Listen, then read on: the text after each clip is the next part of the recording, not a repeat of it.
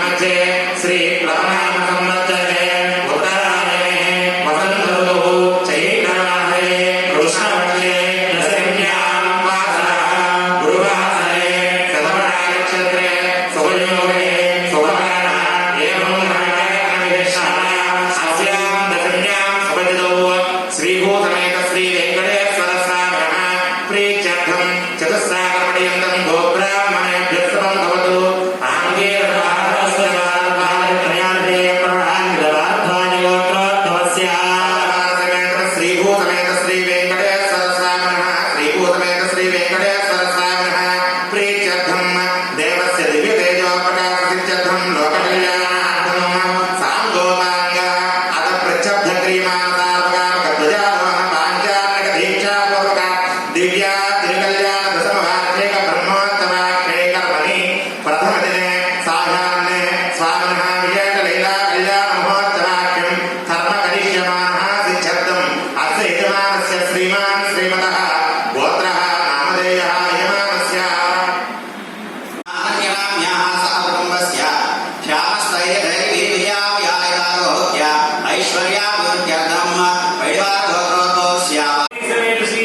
విశ్వక్సేన ఆరాధన కార్యక్రమాన్ని సర్వ విఘ్న నియంత అయినటువంటి స్వామి యొక్క పరమ భక్తులలో ఒకరైనటువంటి వారు. అందుకనే చెప్తోంది శాస్త్రం కూడా, భగవత్ శాస్త్రం కూడా, శ్రీమాన్ సూతమదీనాథ గజాశ్రముఖసేవిత ప్రసన్నవద శాంత ప్రభాకర సమప్రభ అని. ఏమాత్రం కూడా పరమాత్మ కంటే తక్కువ వారు కాదు. నిత్యశూలలో ఒకరైనటువంటి ఆ యొక్క విశ్వక్సేనుని చూస్తే కొత్తగా చూసిన వాడు స్వామి అనుకుంటారు. ఎందుకంటే లోకల్లో చెప్తారన్నమాట, ఆ విష్ణువర్చలేంట మహావిష్ణువుని పూజిస్తూ ఉంటే ఆ మహావిష్ణువు యొక్క అలంకారాలన్నీ కూడా వచ్చేస్తూ ఉంటాయట. కాబట్టి ఇక్కడ చెప్తారు స్వామి ఎలా ఉంటారు అంటే విశ్వక్సేనం చతుర్బాహు శంఖచక్ర గదాధరం ఆసీనం దర్శనీ హస్తం విశ్వక్సేనం తమాశ్రయే. ఏమంటే స్వామి చేతిలో ఉండేటువంటి ఏమేమి ఆయుధాలు ఉంటాయో, శంఖచక్రాలు ఉంటాయట, ఊర్ధ్వపుండ్రాలు ధరించి ఉంటారట స్వామి. జయా సూత్రవతి అన్నారు, జయాదేవి సూత్రవతీ దేవి. అయితే స్వామి ఇక్కడ శ్రీభూ సమేతులై ఉంటాడో, ఆ విశ్వక్సేనుడేమో జయా సూత్రవతి సమేతులై ఉంటారు. అంటారు, బంగారు బెట్టాన్ని ధరించి ఉంటారట. ఎందుకంటే సైన్యాధ్యక్షుడిగా చెప్పబడుతూ ఉంటారు. స్వామి సమస్త లోకాన్ని పరిపాలించడానికి దేవ సైన్యం ఉన్నది. అంటే ఈ పంచభూతములు ఇంకా అనంతమైనటువంటి విశ్వమంతని కూడా కాపాడాలి అంటే, రక్షించాలి అంటే ఆయనకి దివ్యమైనటువంటి సైన్యం ఉండాలి. కాబట్టి ఆ సైన్యానంతని కూడా ఒక అధికారికంగా ఉండేటువంటి వారు విశ్వక్సేనుడు. అలాగైతే మనం లోపలికి ఒక పెద్ద ప్రాకారంలో ఉన్నటువంటి ఒక ఆఫీసులోకి వెళ్ళాలి అంటే, ఒక పెద్ద కేంద్రంలోకి వెళ్ళాలి అంటే అక్కడ సమీపంలో ఉండేటువంటి ద్వారపాలకులు ఉంటారు. అట్లాగే ఇక్కడ సమస్త కార్యాలను నిర్వహించేటువంటి కార్య అధికారి ఉంటాడు. ప్రధానాధికారి లోపల ఉంటే కార్యాధికారి బయట గుమ్మలో ఉంటాడు. అట్లా ఇక్కడ స్వామిని సేవించాలి అంటే ఆయన అనుజ్ఞ తీసుకోవాలి. ముందుగా ఎవరి అనుజ్ఞ తీసుకోవాలి? విశ్వక్సేనుని యొక్క అనుజ్ఞ తీసుకోవాలి అంటారు. గజాశ్వముఖసేవిత వేత్తవాణి ఋషికేశ విశ్వరక్షా పరాయణ భక్తాంతరాయ విధ్వంసి ఆర్యామాత్య కృపాణి అంటారు. నేత్రవాణి అంటారు. ఎలాగైతే సైన్యాన్ని అందించాలి అంటే దాని చేతిలో కాగితం ఉండాలి కదా. కాబట్టి ఈ విశ్వక్సేన యొక్క చేతిలో బంగారు దండ ఉంటుందిగా. కాబట్టి అలాంటి స్వామి రచన దండ పుష్పాదుల చేత పూజా కార్యక్రమాన్ని నిర్వహణ చేస్తూ ఉన్నారు. షోడశ కళానికి షోడశోపచారములు అంటారు అన్నమయ్య స్వామి. కాబట్టి 16 ఉపచారాలతో ఆ స్వామిని ఆరాధన చేసి విఘ్నములను విధ్వంసనం చేయవయ్యా అని కోరుకుంటూ ఉన్నారు ప్రధాన అర్చక స్వామి వారు. గోవిందా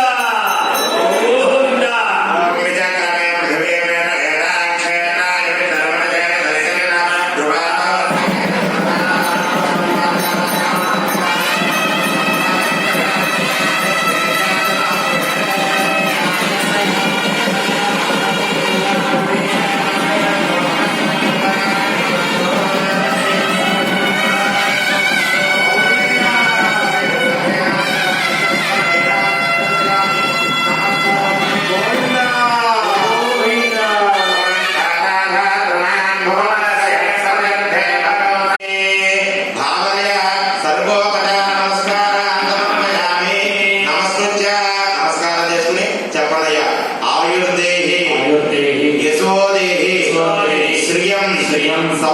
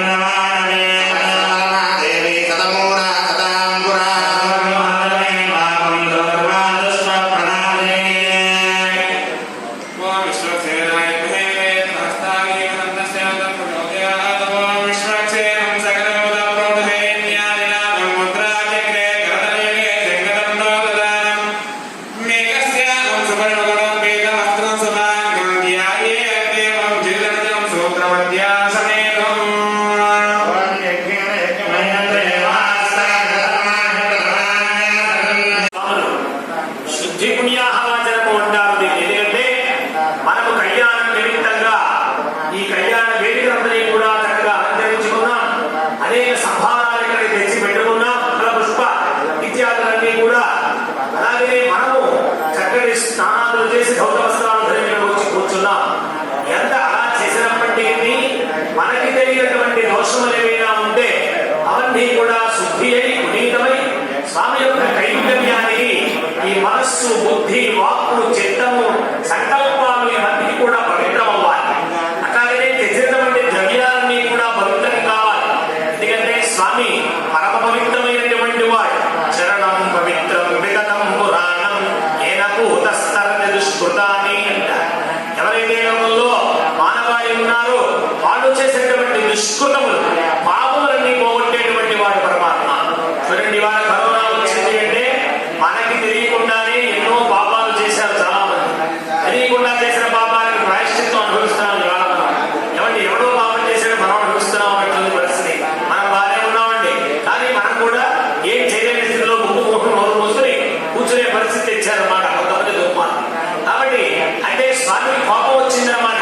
కోపం వస్తే ఏం చేస్తాడంటే ఆయన స్వయంగా రాడు. శంకరగ్రామం గజేంద్రుడు వచ్చినట్టుగా ఆయన ఇప్పుడు వచ్చేటువంటి కాలం కాదు. కాబట్టి ఒకసారి శుభ్రం చేస్తున్నాడు అన్నమాట.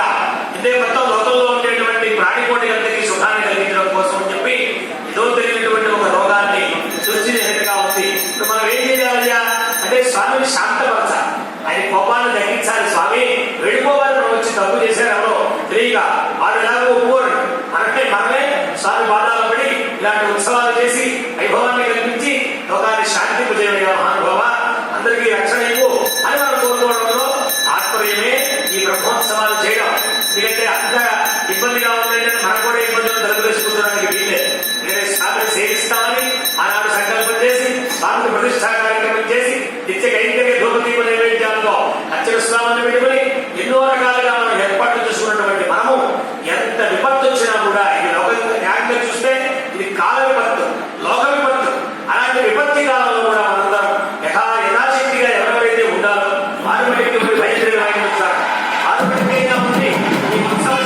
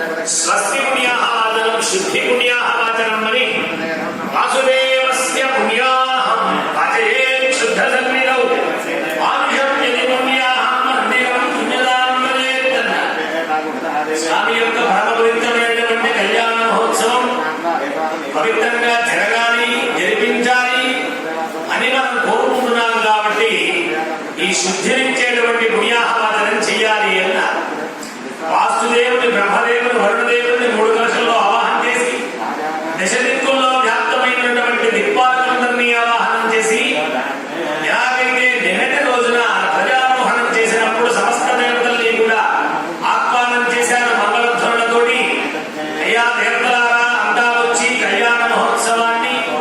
వేదికను అలంకరించి ఉత్సవం జరిపించి పాంచాన్నిక ధ్వజారోహణ దివ్య లీలా కళ్యాణ మహోత్సవం బ్రహ్మోత్సవం అన్న బ్రహ్మగారు చేసిన ఉత్సవం బ్రహ్మోత్సవం, బ్రహ్మాండ నాయకుడికి చేసిన ఉత్సవం బ్రహ్మోత్సవం అన్న. మరి స్వామి కలియుగ వైకుంఠనాథుడైనటువంటి పరమాత్మ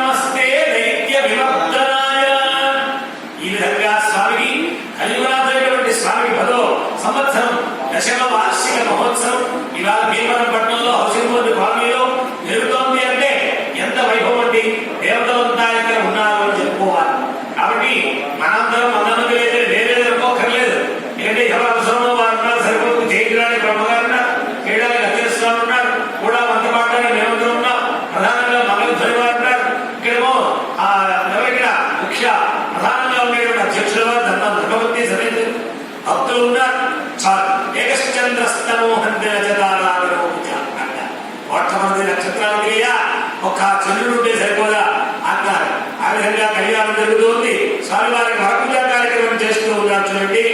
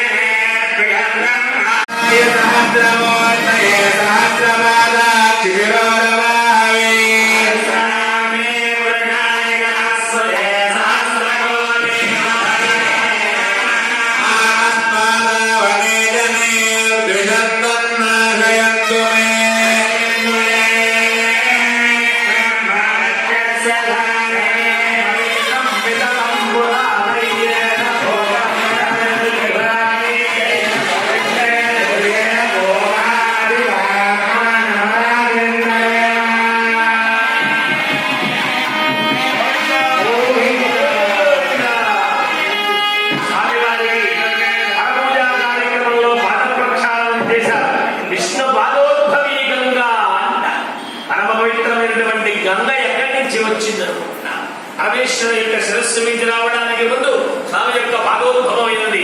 చూడండి, మనకి రాజగ్రామం ఉంది, మీరందరికీ తెలుసుమో. జగన్మోహిని కేశవ స్వామి దేవాలయం ఉన్నది తూర్పుగోదావరి జిల్లా. జగన్మోహిని కేశవ స్వామి పాదాల దగ్గర నుంచి విధంగా వస్తూ ఉంటుంది. ఎప్పుడు ఉద్దేశిస్తూ ఉంటారు, మళ్ళీ వస్తూనే ఉంటుంది. అట్లా సాలగ్రామ శిల మన స్వామి ఎలాగైతే నిలబడి ఉన్నారో వెంకటేశ్వర స్వామి, నాకు జగన్మోహిని కేశవ స్వామి ఉంటారు అక్కడ. ఎందుకంటే ఆ విష్ణు పాదముల మీద వచ్చినటువంటి గంగతోటి పాద ప్రక్షాళన చేశారు అర్చక స్వాముల వారు.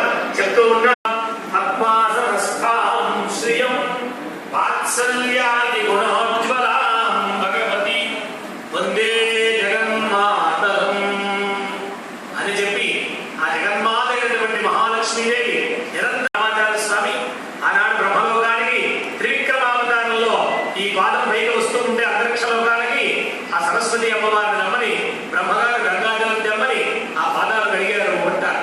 అట్లాంటి పాదములను ప్రక్షాళన చేశారు. ఆ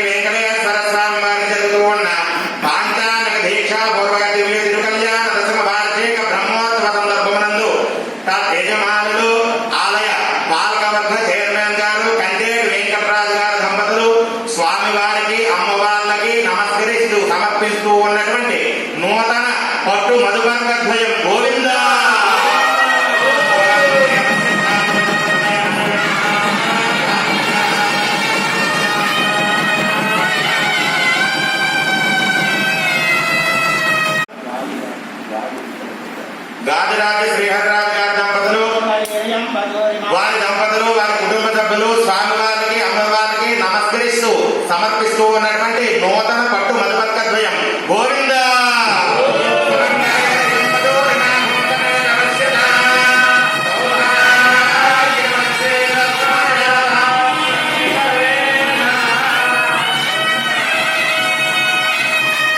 అలాగే గాజురాజు వారు అందరి తరఫున కూడా జరిపించారు. స్వామి అమ్మాల అలంకరింపజేశారు. వారికి మనకి అందరికీ కూడా స్వామి శ్రేయస్సునిచ్చుగాక. అదేవిధంగా అల్లం వెంకటనాగ గణేష్ గారు రమేష్ గారు స్వామివారికి అమ్మవారికి నమస్కరిస్తూ మనఃకారకుడు చంద్రుడు అని చెబుతూ ఉన్నారు. అటువంటి మనోబాధలన్నీ నివృత్తి అవ్వాలి అంటే వెంకటరమణుడికి శ్వేత ముత్యములు సమర్పణ చేయాలి అని చెప్పి చెబుతూ ఉంటారు. కనుక అత్యంత ప్రీతిపాత్రమైనటువంటి ముత్యముల్ని స్వామివారికి అమ్మవారికి ప్రతి సంవత్సరము జరిగేటువంటి వార్షిక కళ్యాణ మహోత్సవంలో వారి కుటుంబ సభ్యులు సమర్పిస్తూ ఉన్నారు. అదేవిధంగా ఈ సంవత్సరం కూడా నియమ నిబంధనలతో స్వామివారికి విశేషమైనటువంటి ముత్యముల్ని సమర్పించి నమస్కరించడమైనది. గోవింద గోవింద.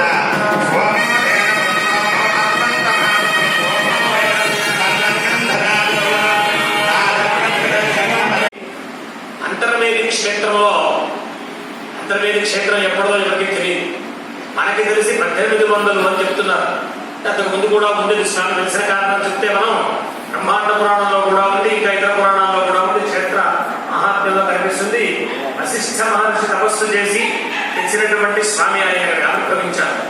అలాంటి దేవాలయంలో ఇప్పటికీ కూడా సుమారు అదేమో ఇక్కడ దగ్గరలో ఉంది, మనం తడుగు పెడుతుంటే ఉంటుంది పలమూరు నుంచి మన భక్తులు ఇవాటికి కూడా బుట్ట నిండా ముచ్చారు కాటేకు బుట్లతోటి తలంబ్రాలు వాటిని శుభ్రం చేసి ఎద్దుచేత తొక్కించి, ట్రాక్టర్ చేత కాదు ఎద్దుచేత తొక్కించి ఆ ధాన్యం సిద్ధం చేసి ఆరబెట్టి వాటిని జాగ్రత్తగా దంచి తీసి అవన్నీ కూడా పసుపుతో కలిపి బుట్టలతో పట్టుకొస్తారు స్వామి. ఇది ఇప్పుడు ఈ సంవత్సరం 10వ సంవత్సరం అంటున్నారు. ప్రతి సంవత్సరం ఇస్తున్నారు అన్నారు. ఈ తరతరాల పాటుగా మన అంతర్వేది క్షేత్రం ఎలాగైతే విరాజమానం అవుతూ ఉన్నదో మన తర్వాత మన పిల్లలు అట్లా తరతరాల నుంచి వ్యవస్థ వస్తుందండి అని చెప్పేంత శాశ్వతమైనటువంటి వైభవం స్వామి మనకు కూడా కల్పించాలి అని ఈ సమయంలో కోరుకుంటూ స్వామిని నూతన వస్త్రాలు సమర్పిస్తూ ఉన్నారు. ఇందాక పాద ప్రక్షాళన చేశారు స్వామి. చూడండి, శ్రీమన్ కృపాజల నిధే కృత సర్వలోక సర్వజ్ఞ శక్తంతవత్సవ సర్వశేషిం స్వామిం సుశీల సురభాశ్రుత పారిజాత శ్రీ వెంకటేశరణౌ చరణం ప్రపద్యే అంటారు. స్వామి చరణాలు ఎలాంటి, దేన్ని మనం శరణు వేడాలి అంటే స్వామి చరణములనే శరణు వేడాలి. ఇందాక చెప్పారు కదా, ప్రేమతో శ్రీ సతి చికటి పాదము అన్నారు అన్నమాట స్వామి.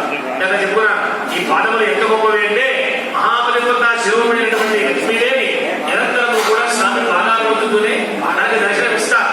కాబట్టి అలాంటి పాదములు ఈశాన జగదోస్య వెంకటపదే విష్ణో పరాంప్రేసి పరమభక్తి తాత్పర్యంతో ఉండేటువంటి నిత్యానమాయమైనటువంటి ఆ లక్ష్మీదేవి వచ్చేటువంటి పాదములను చక్కగా ప్రక్షాళన చేశారు. తర్వాత నూతన వస్త్రాలను సమర్పణం చేశారు. చంద్ర ప్రీతికారకము ఉన్నారు. తర్వాత మధుపర్కాన్ని సమర్పణం చేస్తూ ఉన్నారు. స్వామికి మధుపర్క ప్రాశనం అనండి. పదార్థాలు స్వామి వారికి సమర్పణం చేశారు. అర్చక స్వాములు ఆ ప్రకారాన్ని కూడా చెప్పి తర్వాత